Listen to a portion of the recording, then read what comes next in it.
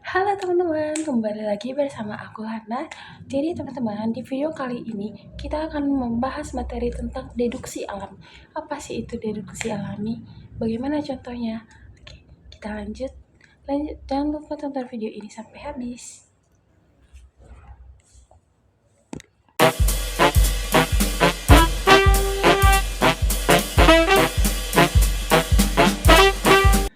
Oke teman-teman, kita lanjut ke pembahasan materi tentang deduksi alami. Sebelum itu kita harus tahu dulu apa sih itu deduksi alami. Nah, deduksi alami adalah metode pembuktian logika yang menggunakan aturan-aturan inferensi dan hukum ekuivalensi untuk menentukan sebuah kesimpulan dari sekumpulan premis secara sistematis. Konsep ini disebut alami karena mengikuti cara manusia berpikir secara logis dalam kehidupan sehari-hari ya teman-teman. Pembuktian dapat dilakukan bertahap, langkah demi langkah, sampai diperoleh formula yang sama dengan kesimpulan argumentasi. Nah, jika diperoleh formula yang sesuai dengan kesimpulan, maka argumentasi tersebut dinyatakan valid. Nah, sedangkan jika diperoleh formula yang berlawanan atau negasi dari kesimpulan kita, maka argumentasi tersebut tidak valid, teman-teman. Jadi ada juga jika ditemukan formula yang sama atau berlawanan, maka tidak dapat ditentukan validitasnya. Oke, kita lanjut. Kita membahas aturan interferensi sekarang. Nah, di sini teman-teman sudah ada aturan interferensi. Yang pertama modus ponens atau disingkat MP, dan yang kedua modus tollens atau MT, yang ketiga adalah silogisme hipotesis atau SH, yang keempat silogisme disjungtif atau SD. Nah, di sini teman-teman sudah ada rumusnya, dan sebelumnya juga sudah dibahas tentang ponens tollens ini. Jadi di sini juga sudah ada contoh-contoh premisnya dan kesimpulannya. Teman-teman bisa baca sendiri, pahami nanti. Terlalu panjang videonya kalau kita membahas ini satu persatu. Oke, lanjut. Untuk aturan interferensi ini teman-teman ada 8 ya. Tadi kan 4, sekarang ada konjungsi, dilema konstruktif atau disingkat DK, ada juga penambahan atau ADD, dan yang ke-8 adalah simplikasi atau SIM. Nah, teman-teman juga dapat melihat ini adalah rumusnya dan ini adalah premis-premisnya. Oke. Lanjut, selain aturan interferensi, kita juga di sini ada hukum dasar ekuivalensi. Nah, hukum dasar ekuivalensi ini ada beberapa, mulai dari hukum distributif, hukum De Morgan. Ini juga sebelumnya sudah dibahas ya teman-teman, jadi saya rasa kita tidak perlu ini hukumnya, ini aja kita pahami, gampang memahaminya teman-teman. Oke, ada hukum absorption, ada hukum komutatif, ada hukum asosiatif, ada hukum negasi kuator, ada juga ekuivalen implikasi, ada ekuivalen biimplikasi, ada juga kontraposisi, ada juga yang terakhir eksposisi. Nah, jadi teman-teman untuk lebih memahaminya, saya sebenarnya di PPT sudah saya buat contohnya, jadi teman-teman dapat lebih mudah memahami. Dan di sini juga sudah di kolom lengkap ya teman-teman untuk materinya. Hukum dasar, hukum-hukumnya ini sudah lengkap, mulai dari hukum distributif tadi. Di sini ekuivalen implikasi sudah lengkap semua, ada A implikasi B, ekuivalen logis dengan negasi A disjungsi B. Nah, jadi teman-teman dapat memasukkan ke contoh yang ini, ada A para sukses, B para pintar, yang C para berusaha. Oke, kita langsung lanjut ke contoh soal ya teman-teman. Oke, contoh soal yang pertama, jika purnama telah hilang maka malam menjadi gelap gulita. Jika malam gelap gulita maka malam sudah semakin larut. Purnama telah hilang, ini adalah premis yang ketiga. Jadi kesimpulannya malam sudah semakin larut. Nah, bagaimana sih langkah-langkah pembuktian dari soal tersebut? Nah, untuk langkah yang pertama adalah kita harus mengidentifikasi simbol logika dan premisnya. Nah, simbol logika dari berdasarkan soal itu ada, saya kasih H, purnama telah hilang, dan juga I, malam menjadi gelap gulita, dan juga K, malam sudah semakin larut. Nah, kita juga selanjutnya adalah menentukan premisnya berdasarkan soal tersebut. Nah, premisnya yang pertama adalah H implikasi I, di mana jika purnama telah hilang maka malam menjadi gelap gulita. Premis yang kedua adalah I implikasi K, jika malam menjadi gelap gulita maka malam sudah semakin larut. Nah, premis yang ketiga adalah H, yaitu purnama telah hilang. Jadi kesimpulannya adalah berdasarkan soal adalah malam sudah semakin larut. Kita lanjut ke langkah yang kedua, identifikasi premisnya ini satu persatu, lalu kita tentukan aturan logika mana yang cocok untuk premisnya yang akan kita pakai dan kita terapkan.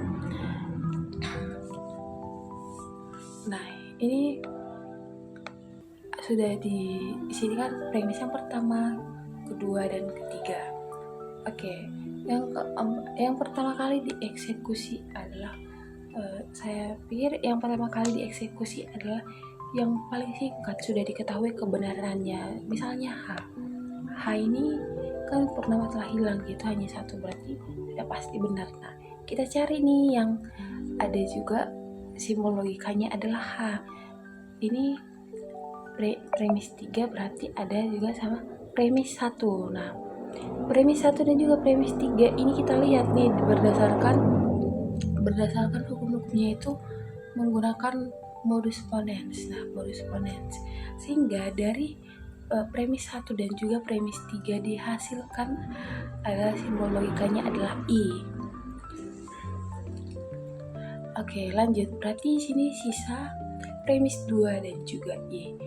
Nah, kita juga lihat nih aturan logika yang mana cocok untuk kedua ini. Oh, ternyata modus ponens juga, teman-teman.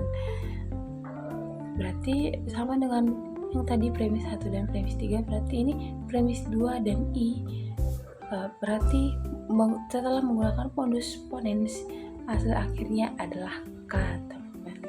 Kita lihat apakah sesuai dengan kesimpulan dari soal sebelumnya. Nah, ini sama, berarti terbukti sesuai dengan kesimpulan. Maka jika sesuai dengan kesimpulan ini dinyatakan valid ya, teman-teman. Oke, kita lanjut ke contoh soal yang kedua. Nah, di contoh soal yang kedua ini, maaf ya teman-teman, ini PPT-nya banyak kali tipu. Jika di Pangandaran nelayan tertawa berdendang ria atau wisatawan ramai berpesta pora, maka Pangandaran ada pesta laut. Nah, ini adalah premis 1 ya teman-teman. Jika bulan Februari telah tiba, maka nelayan di Pangandaran tertawa berdendang ria. Nah, ini juga adalah premis yang kedua. Nah, premis yang ketiga adalah bulan Februari telah tiba.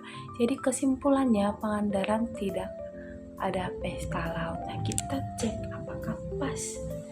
Nah, langkah pembuktiannya sama, mulai dari identifikasi simbol logika. Nah, simbol logika ini menggunakan PQRS. Nah, untuk P, di Pangandaran nelayan tertawa berdendang ria. Untuk Q, wisatawan ramai berpesta pora. Untuk R, di Pangandaran ada pesta laut.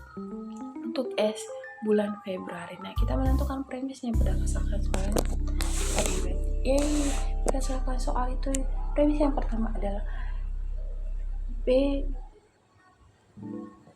disjungsi Q implikasi R. Berarti di sini di Pangandaran nelayan tertawa berdendang ria atau wisatawan ramai berpesta por. Oke. Yang kedua, premis yang kedua adalah S implikasi P. Premis yang ketiga adalah S. Nah, dari berdasarkan soal ditarik kesimpulannya itu negasi. Berarti di Pangandaran tidak ada pesta laut.